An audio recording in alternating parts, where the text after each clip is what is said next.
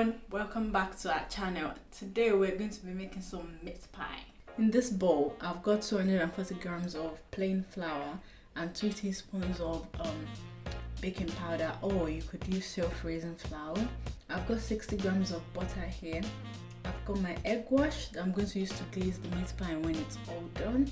I've got half a glass of milk for my dough. Pizza cutter to use to shapen the meat pie. This will be used with the egg wash in the end, and the rolling pin and the board to use it. I'm going to show the recipes for the meat pie filling at another stage of the video, but this is just to make the pastry of the meat pie. Now we're ready to do our meat pie filling. I've got 250 grams of minced meat here, 1 large potato that I've cut and cooked, some carrots, and then here I've got a mixture of flour and water, and it gives your meat pie like a nice mushy consistency. I mean, when I do it you see what I'm talking about, but it adds a nice finish to the meat pie filling before you put it in the meat pie. And I'm seasoning my food with table salt, crushed chili, mixed herbs, and seasoning cubes or seasoning powder, whichever one you prefer to use. And to fry the minced meat, instead of using oil, I'm going to be using this butter, which is like a tablespoon of butter. And the butter goes into the pot and just wait for it to melt a little bit.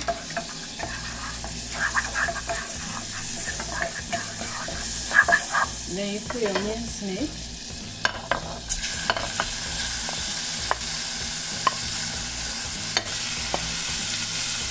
And just stir that till it's fully cooked, so you have to keep stirring.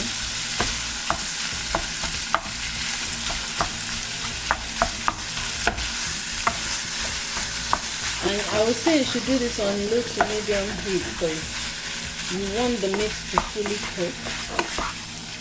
And you will know it's cooked when it goes all brown. Now this is fried and it's fully cooked and it's brown like I said it would be. So the next step is to season it with some mixed herbs, chili flakes to taste. If you like it spicy, put quite a bit. If not, just you kind of eliminate the chili flakes if you're the kind of person that doesn't like pepper in your food. Some salt,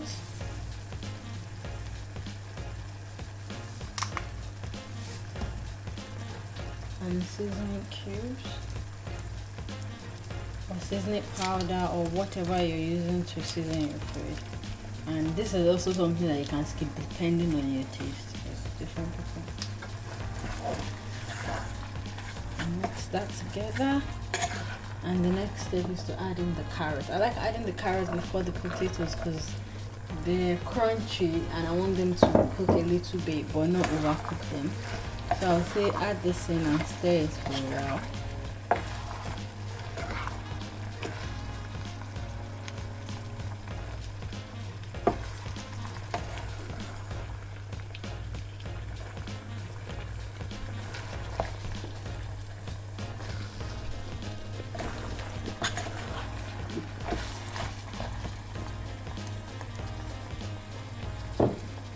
Yeah, the carrot has been in for a while, then I add in the potato.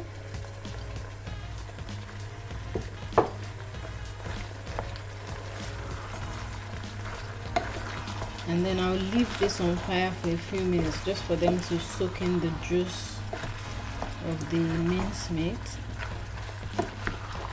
I'll cover it for about 5 minutes on low heat, then I'll come back to it.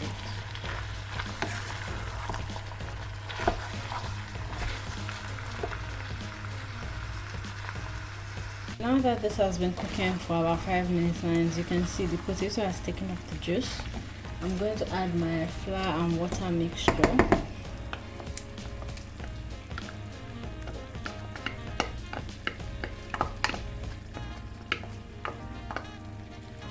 And then mix it together.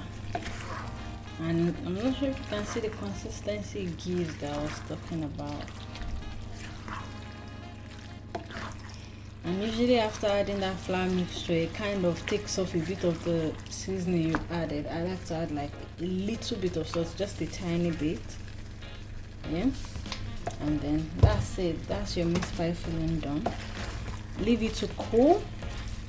So if leave it till it's cool, like at room temperature, then I will show you how you put that together with the meat pie dough and make your meat pie. So I'll first add my butter, my 60 grams of butter into the flour, and you should leave this at room temperature.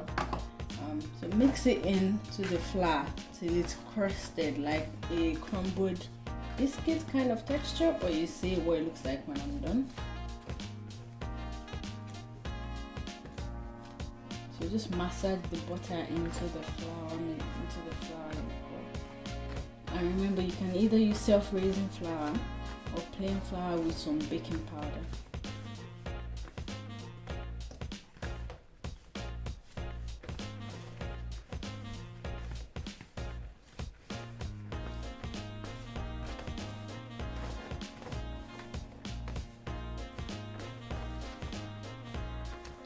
So I've got the texture, the crumbled texture I was telling you about. I've got that here.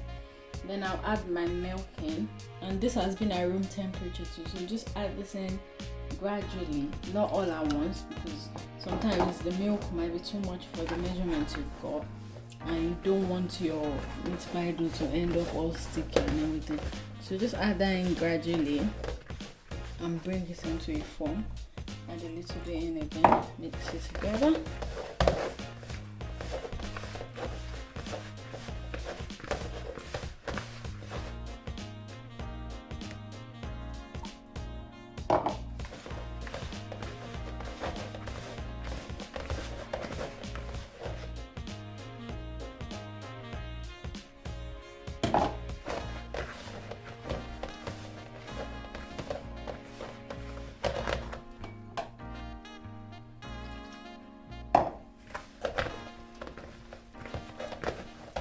Now that you've got this mixed together, I don't like to work with my meat pie dough immediately, so ideally I make the dough early and put it in the fridge for a few hours, because when the dough has rested in the fridge, I find it easier to roll out and use for my meat pie.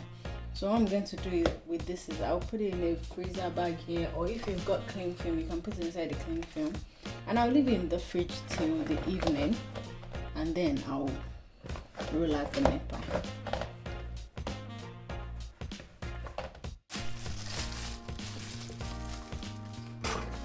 I've got the dough out of the fridge now, and my filling that I've done. I'll start by dusting the rolling pin on the surface, and I'll work some of the dough on here and just roll it out.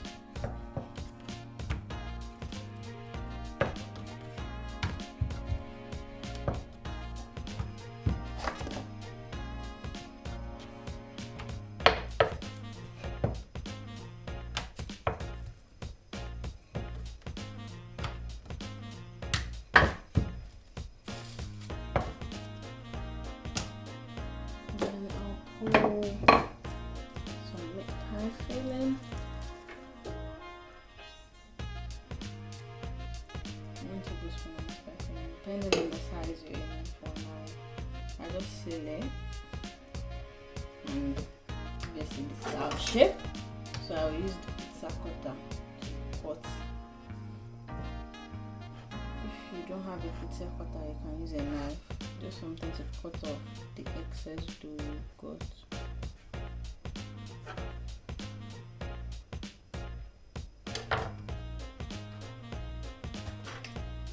Use a fork to seal the edges.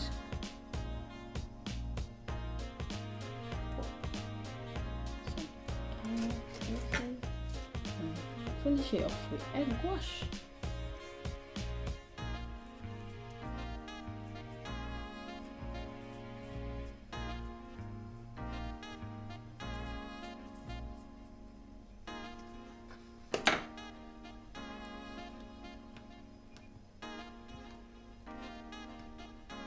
Put that on your baking parchment and just keep doing that till you finish all your dough that you've got. Okay, I've done all the dough I had, and I generated 7 meat pies, I'm going to put that in the oven at 180 degrees for 20 to 30 minutes. But to be fair, it depends on your oven, so you have to keep an eye on it and put it at the. Keep checking it till it's golden brown, basically. And don't forget, use your parchment paper instead of having to do foil and butter and flour. This is very good for baking. And I'm just gonna put that in the oven now for 30 minutes at 180 degrees. And yeah, your meat pie is done.